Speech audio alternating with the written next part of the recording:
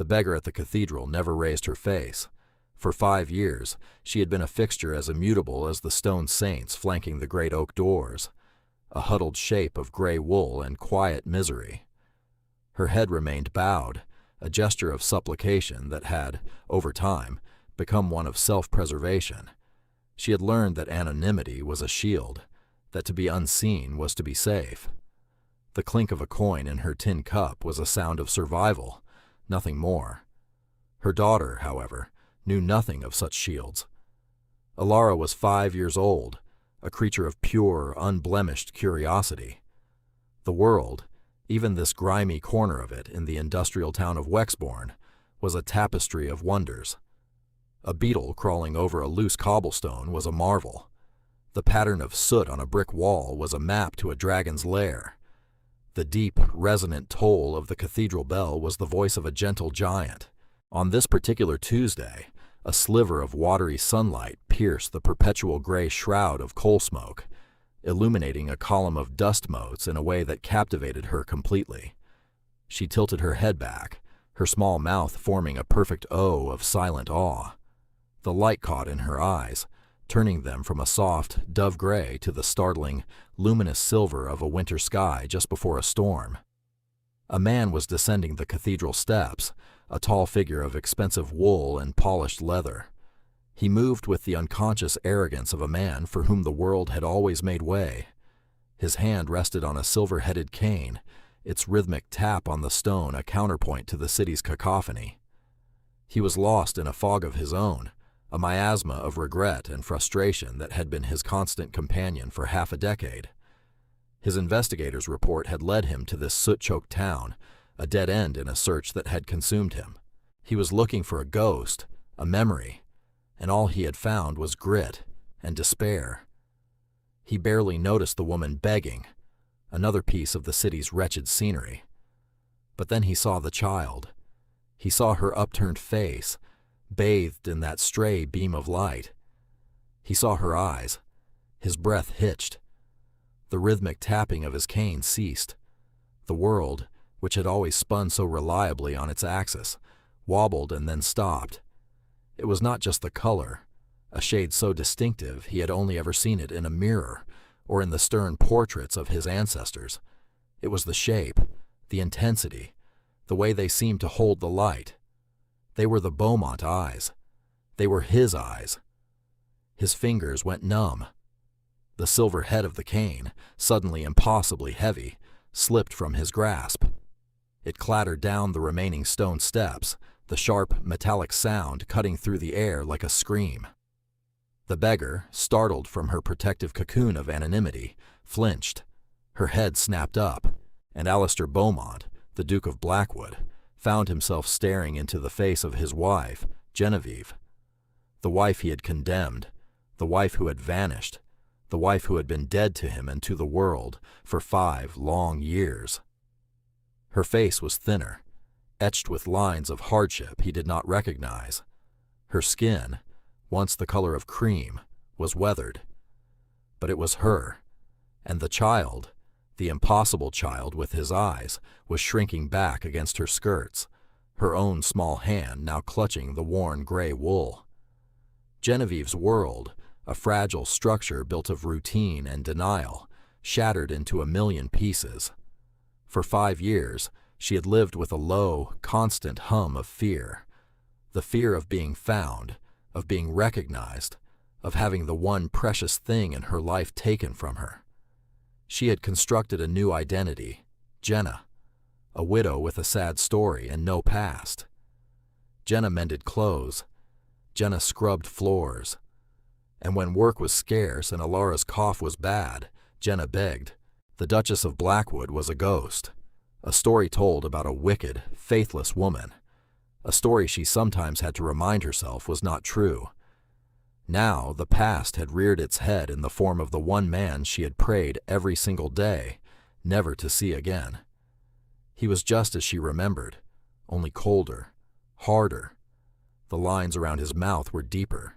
His shoulders held a tension that had not been there before. He looked like a man haunted, and the sight gave her no satisfaction, only a fresh wave of terror. Her first instinct was primal: protect the child. She pulled Alara behind her body a frail shield against the Duke of Blackwood. Her own eyes, a warm, soft brown, were now as hard and unforgiving as the cobblestones beneath her feet. "You," she breathed, the word a puff of white in the cold air. It was not a question. It was an accusation. Alistair could not speak.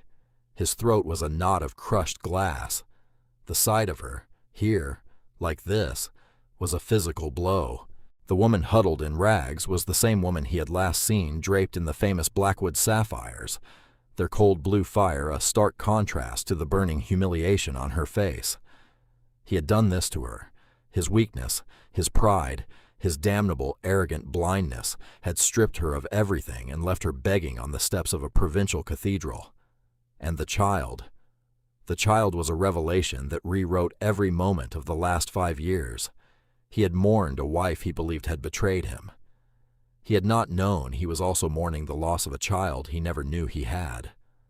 The hollow ache in his chest, the one he had attributed to guilt and regret, suddenly had a new, sharper, more profound dimension. It was the ache of a father who had failed to protect his own. "Genevieve," he finally managed to say, his voice a raw, broken thing.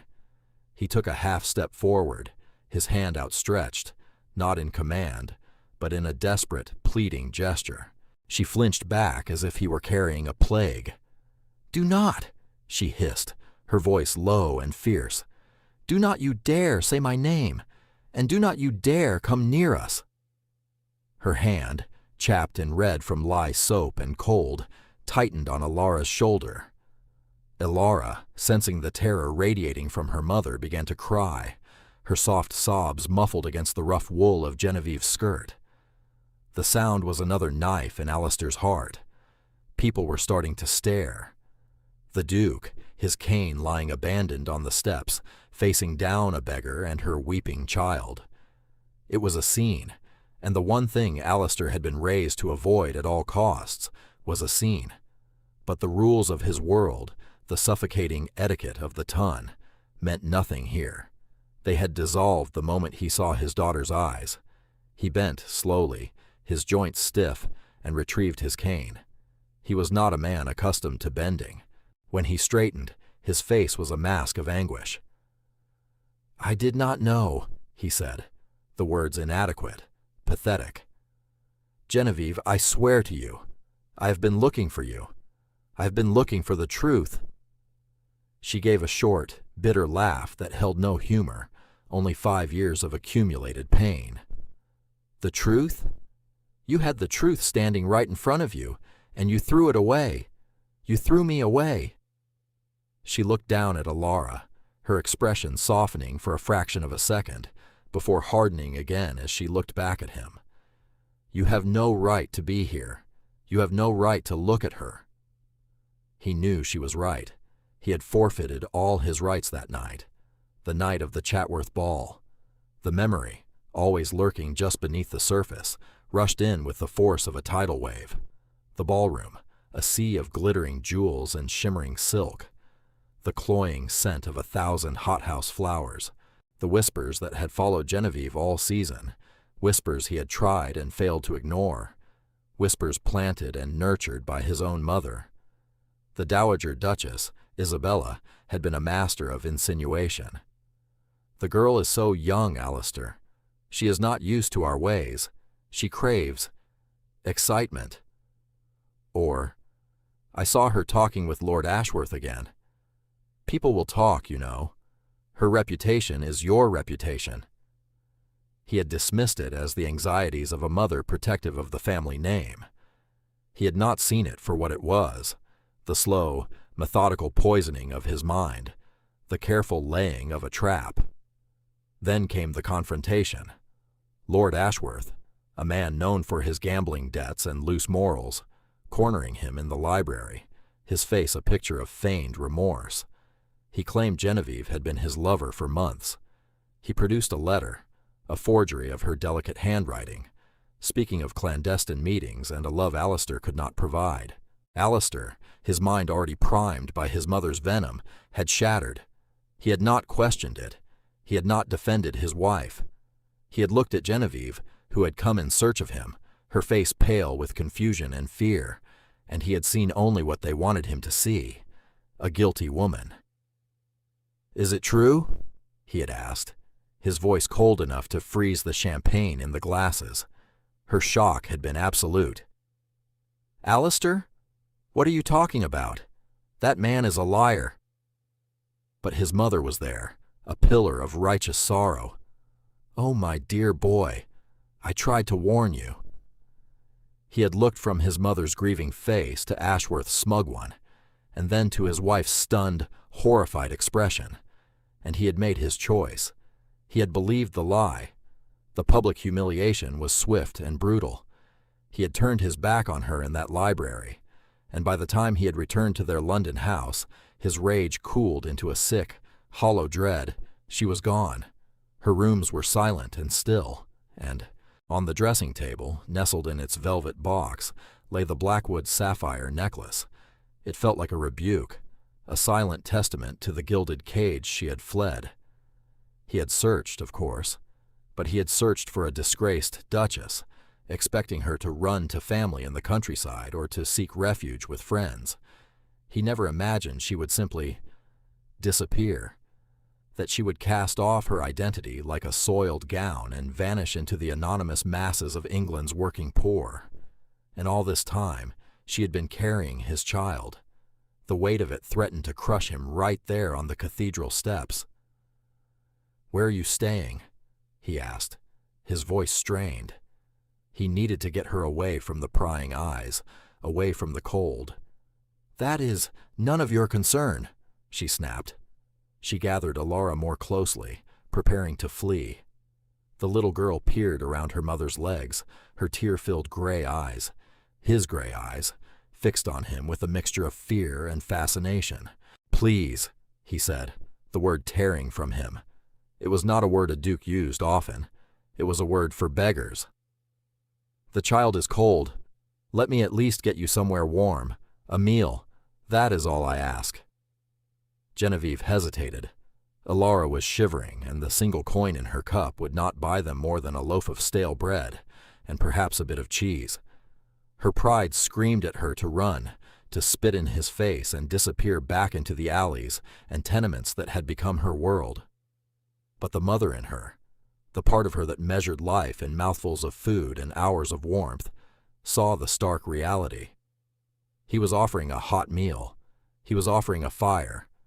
And perhaps a tiny, treacherous part of her whispered, he was offering a chance, not for forgiveness, never for that, but for something, a reckoning.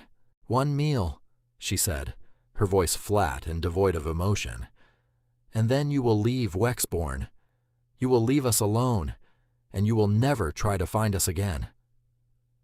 He would have agreed to anything. Yes, of course. It was a lie.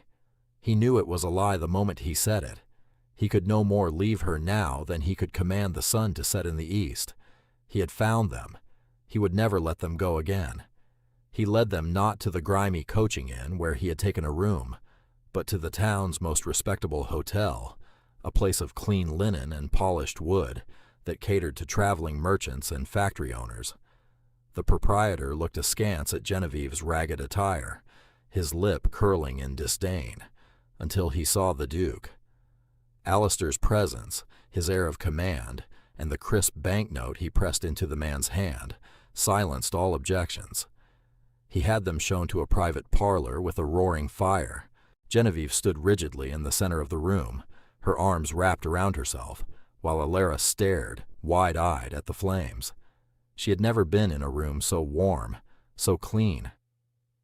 "Please," Alistair said gently, gesturing to a plush armchair. "Sit. Get warm."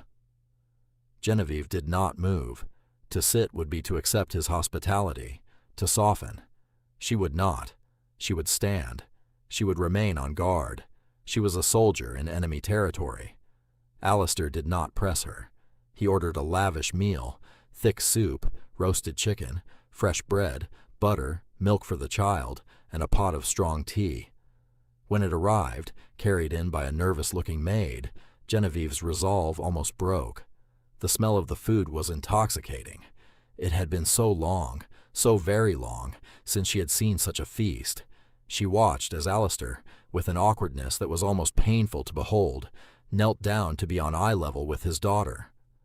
Alara hid behind her mother's skirts again, peeking out at this strange, sad man. "Hello," Alistair said softly. "My name is Alistair. What is your name?" Alara looked up at her mother for permission. Genevieve gave a tiny, almost imperceptible nod. "Alara," the girl whispered. "That is a beautiful name," Alistair said, his voice thick with unshed tears. "Alara." He said it as if it were a prayer. He wanted to touch her, to smooth back the stray hairs from her forehead, to see if her cheek was as soft as it looked. But he did not. He had no right. He rose and turned to Genevieve. "Please, for her sake, eat." The plea in his voice, the naked pain in his eyes, finally broke through her defenses. Not for herself, but for Alara. Her daughter was hungry. Her daughter deserved this. She sat down stiffly at the large mahogany table and began to serve her daughter a bowl of soup. Her hands trembled slightly as she held the heavy silver spoon. It felt alien in her grasp after 5 years of cheap pewter and wood. Alara ate with the single-minded focus of a truly hungry child. Genevieve ate more slowly, forcing herself to swallow past the lump of anger and grief in her throat. Alistair did not eat. He sat across the table, watching them, his expression a mixture of profound joy and unbearable sorrow. The silence in the room was thick with unspoken words, with years of pain and misunderstanding. "Why are you here, Alistair?" Genevieve finally asked, her spoon clattering against her plate. "Not just Wexbourne. Why now, after all this time?" "I told you. I've been looking for you," he said. "For years. But I was looking for a duchess. I was a fool." He ran a hand through his hair. "It was only recently that I began to suspect, that I began to understand the depth of the betrayal. Not yours, mine." "What are you talking about?" "Ashworth," he said, the name tasting like poison. "He disappeared after that night. I assumed he had fled to the continent to escape his debts and the scandal. But my investigator, a man named Davies, found him 2 months ago. He was living in poverty in Scotland. He was dying. And men who are dying sometimes find a conscience." Genevieve's heart began to beat a frantic, painful rhythm against her ribs. "He confessed. Genevieve," Alistair continued, his voice low and intense. "He confessed everything. The affair was a lie. The letter was a forgery. He was paid a substantial sum of money to ruin you." Genevieve felt the room tilt. She had known it was a lie. She had lived with the injustice of it for 5 years. But to hear it confirmed, to know that the instrument of her destruction had admitted his crime, was like being struck by lightning. "Paid?" she whispered. "Who would pay him to do such a thing?" Alistair's face hardened into a mask of cold fury. "The payment was traced, Genevieve. It was made through a complex series of accounts designed to be untraceable. But Davies is a very thorough man. He followed the money. It led him back to Blackwood." She stared at him, her mind refusing to make the final, terrible connection. "It was my mother," Alistair said, the words falling like stones into the quiet room. The breath left Genevieve's body in a rush. Isabella, the Dowager Duchess. The woman who had greeted her as a bride with smiles as thin as spun sugar and eyes as cold as a winter's sea. The woman whose gentle advice had always felt like a silken garrote tightening around her throat. It was not a surprise, not really. In the deepest, most wounded part of her heart, she had always suspected, but the confirmation was devastating nonetheless. "She never wanted you to be the Duchess," Alistair said, his voice laced with self-loathing. "She saw you as a rival. She saw the way I was beginning to care for you. She saw her own influence waning, and so she decided to destroy you. She used my pride and my foolish trust in her against me. She played me like a fiddle." He looked at her, his eyes pleading for her to understand the magnitude of his own stupidity. "I walked right into her trap. I believed every lie because she had spent a year preparing me to believe it. I condemned you without a trial, without a single thought for the woman I had married. There is no excuse. There is only the fact of my failure, a failure that has cost us 5 years, a failure that cost me my daughter." His gaze fell on Alara, who had finished her meal and was now drowsing in her chair, her small head nodding. The sight of her, so innocent and so vulnerable, was a testament to both Genevieve's strength and his own unforgivable absence. Genevieve felt a cold, hollow space open up inside her. The anger that had been her shield for so long was beginning to crumble, and beneath it was a chasm of grief. Grief for the life she had lost, for the love she had thought was growing, for the man she had believed him to be. "And what now?" she asked, her voice trembling. "You have your truth. What do you want from us?" "I want," he began, then stopped. What did he want? He wanted to turn back time. He wanted to kneel at her feet and beg for a forgiveness he did not deserve. He wanted to be a father to the little girl sleeping in the chair. "I want to undo what I have done. I want to give you back your name, your life." "You cannot give me back the last 5 years," she said, her voice rising with a sudden, fierce bitterness. "You cannot give me back the nights I spent freezing in a rat-infested hovel, wondering where our next meal would come from. You cannot erase the humiliation, the fear, the despair. You think because you have uncovered a conspiracy, it all simply goes away. I am not a problem to be solved, Alistair. I am not an estate to be managed. I am the woman you threw to the wolves." The truth of her words struck him with the force of a physical blow. He had come here with the truth, thinking it was a key that would unlock the past and set things right. He saw now how naive that was. The truth was not a key. It was just a torch, illuminating the full, horrifying extent of the damage he had caused. "I know," he said quietly. "I know I cannot erase it, but I can atone for it. Let me help you. Let me provide for you, for Alara." "We do not need your help," she retorted, pride stiffening her spine. "We have survived this long without you. We will continue to survive." "Survive?" he repeated, his gaze sweeping over her worn dress, her chapped hands. "This is not survival, Genevieve. This is a punishment you have been enduring for my crime. I will not allow it to continue for one more day." "You will not allow it?" Her eyes flashed with fire. "You have no say in my life. You forfeited that right 5 years ago in the Chatworth Library. Now we have had our meal. You have kept your part of the bargain. It is time for us to leave." She stood and gently woke Alara, who blinked sleepily, confused by her surroundings. Genevieve lifted her daughter into her arms. Alara was getting heavy, but Genevieve's arms were strong from years of labor. "Wait," Alistair said, rising to his feet. He looked desperate, cornered. "Do not go back to wherever you were. Stay here, for tonight. The room is paid for. It is warm. It is safe. In the morning, we can talk again." Genevieve hesitated. The thought of returning to her cold, cramped room at Mrs. Gable's boarding house was a grim one. The bed was lumpy, the draft from the window was relentless, and the smell of boiled cabbage from the kitchen was pervasive. This room, with its soft bed and its dying fire, was a paradise by comparison, for Alara's sake. "One night," she conceded, her voice hard, "and you will not be in it. You will go back to your own inn. In the morning, you will tell me what you intend to do to clear my name, and then you will leave Wexbourne."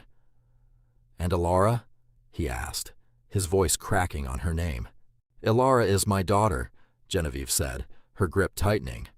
She has only ever had me. That will not change." The finality in her tone was like a door slamming shut in his face. He wanted to argue, to rage, to demand his rights as a father. But what rights did he have? He was a stranger to his own child, a monster in the eyes of his wife. He nodded, a gesture of defeat. "As you wish. I will have a bath drawn for you. And clothes, something suitable." "I do not want your clothes," she said sharply. "I do not want anything from you." "They are not from me," he countered, his mind working quickly. "They are from the hotel. Consider them part of the room. You cannot bathe and put these rags back on. You will catch a chill. Think of your daughter." That was the one argument she could not refute. She gave another stiff, reluctant nod. Alistair left the room, his shoulders slumped. He felt as though he had just survived a battle, only to find himself stranded on a hostile shore. He had found her. He had found his daughter. But they were a world away from him, separated by a chasm of pain and mistrust that he had dug with his own hands. He went to the front desk and made the arrangements. He ordered clothes for a woman and a young girl to be purchased from the town's best draper, specifying simple, practical woolens, not silks or satins. He ordered a bath to be prepared, and then he walked out of the warm, bright hotel and back into the cold, grimy streets of Wexbourne. He did not return to his inn. Instead, he walked. He walked through the dark, narrow streets, past the shuttered factories and the rows of identical, soot-stained houses. He breathed in the air, thick with coal smoke and the metallic tang of industry. This was her world. This was the world he had sentenced her to. For 5 years, he had lived in the gilded cage of Blackwood Manor, surrounded by silent servants and the suffocating presence of his mother. He had thought it a prison of his own making, a penance for his gullibility. He saw now that it was a palace. His suffering had been a thing of the mind, a matter of guilt and loneliness. Her suffering had been real, visceral. It had been cold and hunger and fear. He found himself back at the cathedral, its dark spire reaching up into the starless, smoke-filled sky. He sank onto the cold stone steps, the very spot where his world had both ended and begun anew that afternoon. He buried his face in his hands, and for the first time since he was a boy, Alistair Beaumont, the powerful, unassailable Duke of Blackwood, wept. He wept for his lost wife, for his unknown daughter, and for the utter, irredeemable fool he had been. Back in the hotel parlor, Genevieve stood for a long time after he left, just holding her sleeping daughter. The warmth of the room seeped into her bones, a dangerous, seductive comfort. She felt her own defenses, so carefully constructed over the years, beginning to thaw at the edges. A maid knocked and entered, her arms full of packages, simple, well-made dresses of dark blue and gray wool, stockings, a sturdy cloak, and a small, soft nightgown for Alara. There was also a wooden toy, a small, carved bird, tucked into one of the packages. It was a simple, thoughtful touch that felt more intimate and more dangerous than a box of jewels. She bathed Alara first, in the tin tub filled with steaming water that the hotel staff had brought. The little girl splashed and giggled, delighted by the abundance of hot water and the fragrant soap. Genevieve washed the grime of the city from her daughter's skin, her movements gentle and practiced. She dressed her in the new nightgown and tucked her into the enormous, soft bed. Alara was asleep in moments, lost in a dream of warm water and crackling fires. Then it was Genevieve's turn. She shed her ragged clothes, the uniform of her penance, and let them fall into a heap on the floor. She sank into the hot water, the heat a blissful shock to her system. She scrubbed her skin until it was raw, trying to wash away not just the dirt of the streets, but the last 5 years of her life. It was a futile effort.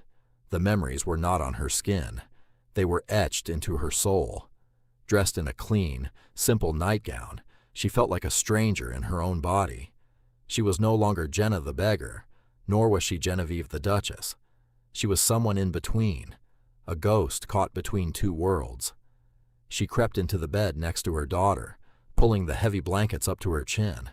For the first time in 5 years, she was warm, she was safe, and she was more terrified than she had ever been in her life. The next morning, Alistair was waiting for her in the parlor. He looked as if he had not slept. His clothes were rumpled, and there was a new, raw determination in his eyes. He had a sheaf of papers in his hand. Genevieve entered, wearing one of the new woolen dresses.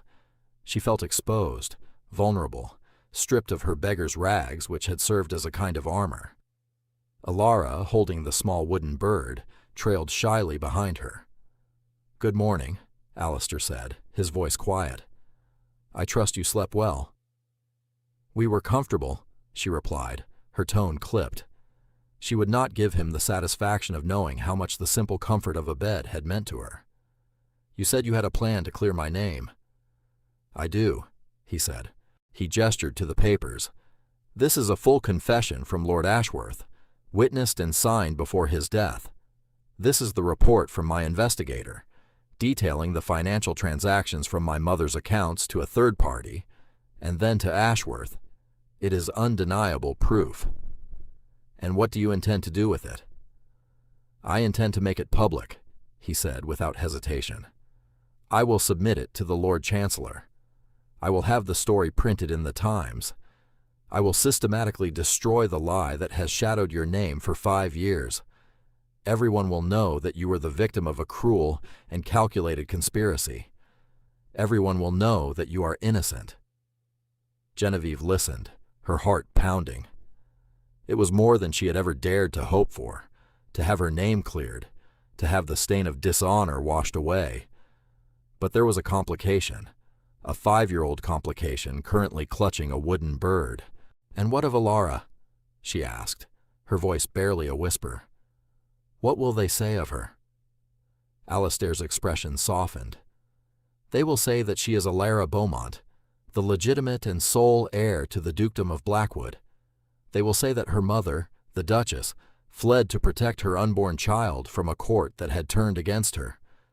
We will make you a hero, Genevieve, a protective mother who sacrificed everything for her daughter. It is no less than the truth." It was a masterful reframing of the narrative, a story the tongue would devour. The disgraced Duchess, reborn as a tragic, heroic figure. It was a way back to a life of comfort and security for her daughter. But it was a life with him. "And my mother," Alistair continued, his voice turning to ice.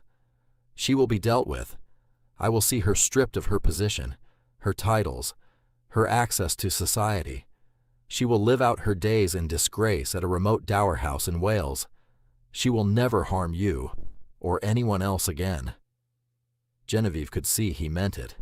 The cold fury in his eyes was real. He was prepared to destroy his own mother to atone for his sins. A part of her felt a grim satisfaction at the thought, but another, larger part of her felt nothing but a vast, weary sadness. "You have thought of everything, have you not?" she said. "I have had 5 years to think of nothing else," he replied. She looked at him, truly looked at him, and saw the profound changes in his face. The arrogance was gone, replaced by a deep, abiding sorrow. The emotional detachment had been shattered, leaving behind a raw vulnerability. This was not the same man who had condemned her in the library. This was a man broken and remade by his own guilt. "I do not want to go back," she said, the words surprising her as much as they did him. "I do not want to be a duchess again. I do not want to live in that world of whispers and lies." "I understand," he said, and she could see that he truly did. "But Alara deserves more than this. She deserves an education, a future, a name. She is a Beaumont. She has a right to her heritage." He was right. She could not deny her daughter the life that was her birthright, simply because of her own pain and pride. She could not sentence Alara to a life of poverty in Wexbourne when a world of opportunity awaited her. "What are you proposing, Alistair?" she asked, her voice tired. He took a step closer, his eyes pleading. "Come home, not as my prisoner, not even as my wife if you cannot bear it. Come home as Alara's mother. I will establish you in a separate house on the estate. You will have your own staff, your own finances, your own life. You will want for nothing. You will have complete freedom. All I ask is that you allow me to be her father, to know her, to be a part of her life." It was a surprisingly humble proposal. He was not demanding she resume her role as his wife. He was offering her independence, security, and a future for their daughter. And in return, he was asking for something he knew he had to earn, a place in his own child's life. She looked at Alara, who was tracing the carved wings of the wooden bird with her small finger. She looked at the bleak, gray world outside the hotel window, and she looked at the man standing before her, a man who was both a stranger and the other half of her daughter's existence. "I will not be a pawn in your games of atonement, Alistair," she said, her voice steady. "Never," he swore. "This is not about my atonement. This is about her future." She took a deep breath, the clean, warm air of the parlor feeling foreign in her lungs. "We will go with you," she said. "We will go to Blackwood, on your terms, for now." The relief that washed over Alistair's face was so profound, it was almost painful to witness. It was not the triumph of a man who had gotten his way. It was the desperate gratitude of a drowning man who had just been thrown a rope. The journey back to Blackwood was a strange, surreal affair. They traveled in the Duke's private coach, a vessel of unimaginable luxury after 5 years of walking, or on rare occasions, riding in a cramped public omnibus. Alara was fascinated by the plush velvet seats and the view from the window, a constantly changing landscape of fields and trees. Genevieve sat in silence, a wall of cold composure around her. She answered Alara's questions in a low voice and ignored Alistair completely. He, in turn, respected her silence. He did not try to force conversation. He simply watched them, his gaze a constant, mournful presence. He would occasionally catch Alara's eye and offer her a small, hesitant smile. The child, with the unfiltered honesty of her age, would sometimes smile back. Each of those small smiles was a balm to Alistair's wounded soul. When they arrived at Blackwood Manor, the staff were lined up in the great hall, their faces a mixture of shock and curiosity. They had all heard the stories of the disgraced Duchess. To see her return, with a child who was the spitting image of the Duke, was a seismic event. Alistair ignored them all. He led Genevieve and Alara not to the grand ducal apartments, but to a suite of rooms in the east wing, overlooking the gardens. They were bright, airy rooms, filled with sunlight. They were as far away from the Dowager Duchess's former domain as possible. "These will be your rooms," he said. "You will have your own staff. Anything you require, you need only ask. No one will bother you. You have my word." He paused at the door, his hand on the knob. "Genevieve," he said, his voice low, "I have sent for my solicitor. The papers clearing your name will be in London by the end of the week. And I have already dealt with my mother." Genevieve learned later what that meant. He had confronted the Dowager Duchess in the library, the scene of Genevieve's original downfall. There had been no shouting, no dramatics. He had simply laid out the evidence on the polished mahogany table: Ashworth's confession, the investigator's report, the bank records.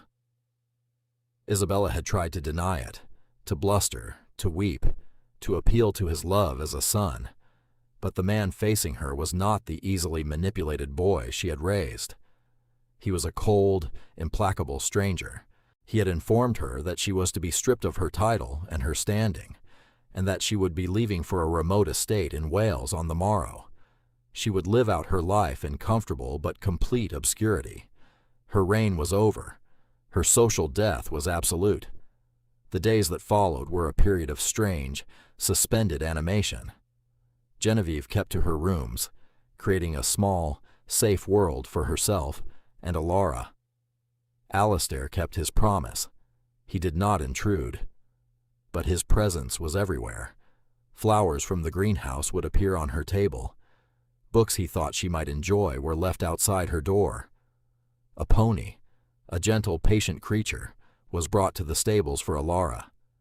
He did not try to buy her forgiveness with grand gestures. Instead, he began a slow, painstaking courtship of his own daughter.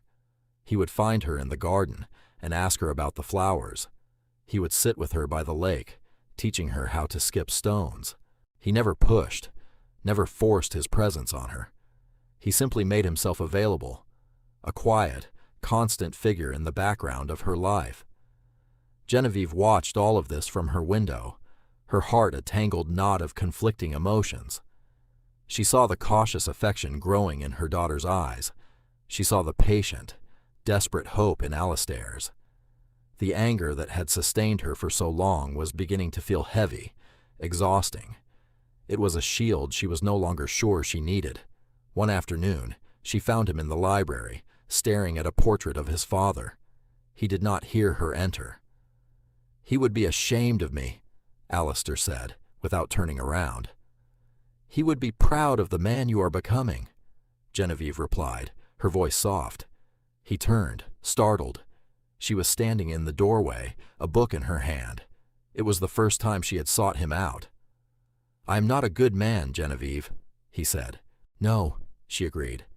"You are not. But you are trying to be. That is more than most men would do." She walked into the room and stood beside him, looking up at the portrait of the old Duke. "He was a hard man," she said, "but he was a just one. He would have seen the truth." "I should have seen it," Alistair said, his voice thick with renewed guilt. "Perhaps," she said, "but you were blinded by love for your mother and by the pride she instilled in you. It is a potent combination." She looked at him, and for the first time in 5 years, she saw not the man who had betrayed her, but the man she had once started to love. The flawed, complicated, and ultimately human man beneath the ducal coronet. "Alara asked me a question today," she said. "She asked me why her papa was so sad." Alistair flinched. "What did you tell her?" "I told her that you had lost something very precious, and you were trying very hard to find it again." He looked at her, his silver eyes shimmering with unshed tears. "And have I?" he whispered. "Have I found it?" Genevieve did not answer with words. Instead, she reached out and laid her hand on his arm. It was a small gesture, but it was everything. It was a bridge across the chasm of their past. It was the beginning of forgiveness. It was not an ending.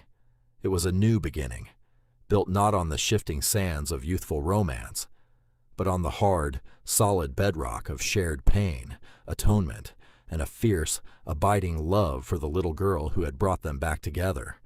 The news of the Duchess's innocence and the Dowager's treachery exploded through the ton like a cannonball.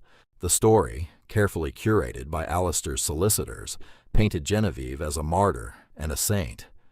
Blackwood Manor was flooded with letters and callers, all eager to welcome the wronged Duchess back into the fold.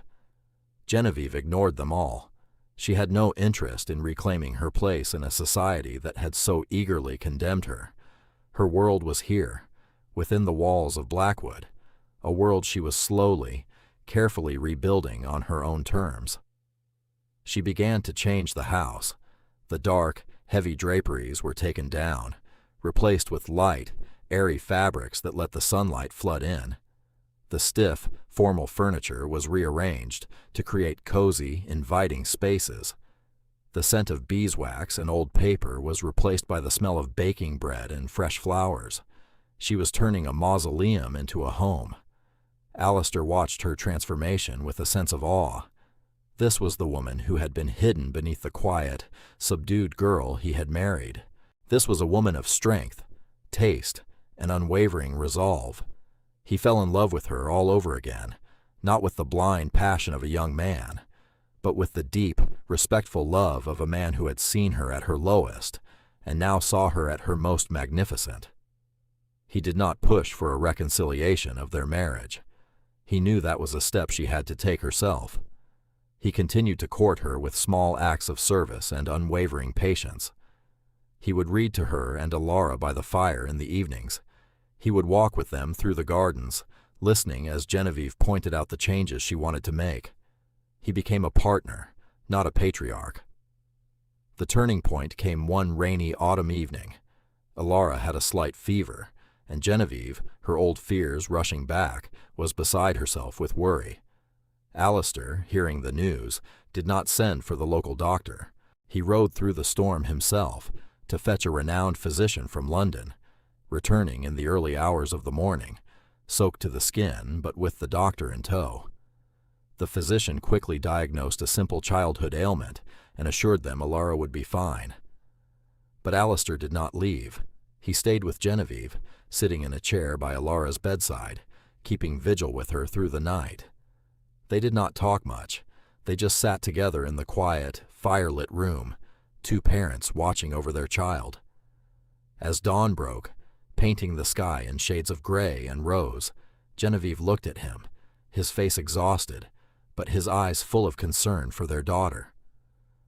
"You did not have to do that," she said softly. "She is my daughter," he replied simply. "I would ride through hell for her, for you." In that moment, the last of her anger, the last of her resentment, finally melted away. It was replaced by a deep, quiet certainty. "Alistair," she said, her voice clear and steady, "I think it is time for the Duchess of Blackwood to come home, truly home." He looked at her, his heart in his eyes. He did not speak. He simply reached out and took her hand, his fingers lacing with hers. It was a promise, a new vow. Their life together was not a fairy tale. The scars of the past remained, but they were no longer gaping wounds. They were reminders of where they had been, and of the strength they had found to overcome it. They were partners in every sense of the word, raising their daughter and managing their vast estates with a shared sense of purpose. One of their first joint acts was to establish a charitable foundation in Wexbourne, dedicated to providing food, shelter, and education for the city's poor. Genevieve oversaw it herself, returning not as a beggar, but as a benefactor. She never forgot the kindness of Mrs. Gable, the gruff boarding house owner who had taken her in. She bought the boarding house and turned it into a clean, safe home for women and children in need, with Mrs. Gable installed as the well-paid manager. The final scene of their old life was put to rest one afternoon. Alistair entered Genevieve's sitting room to find her standing before an open jewelry box. Inside, nestled on its velvet bed, lay the Blackwood sapphires. "I do not think I can ever wear this again," she said, her voice distant. "It feels like a chain." "Then we will get rid of it," Alistair said without hesitation. She looked at him, surprised. "But it is a family heirloom. It is priceless." "Our family is you, me, and Alara," he said, coming to stand behind her. He wrapped his arms around her waist, his chin resting on her shoulder. "That necklace is a relic of a past I would rather forget. Its value is nothing compared to you." He took the heavy necklace from its box and walked to the massive stone fireplace. Without another word, he threw it into the heart of the roaring flames. They watched as the fire licked at the gold, the ancient sapphires glowing with a strange, internal light, before the setting warped and the stones tumbled into the ashes. It was an act of breathtaking liberation. The story ended not with a grand ball or a public declaration, but with a quiet, ordinary moment a few years later. Alistair was sitting on the floor of the nursery, a place he now spent most of his time. He was no longer the stiff, formal Duke. He was simply Papa. He and Alara, now a bright, vivacious girl of 8, were building a lopsided tower with wooden blocks.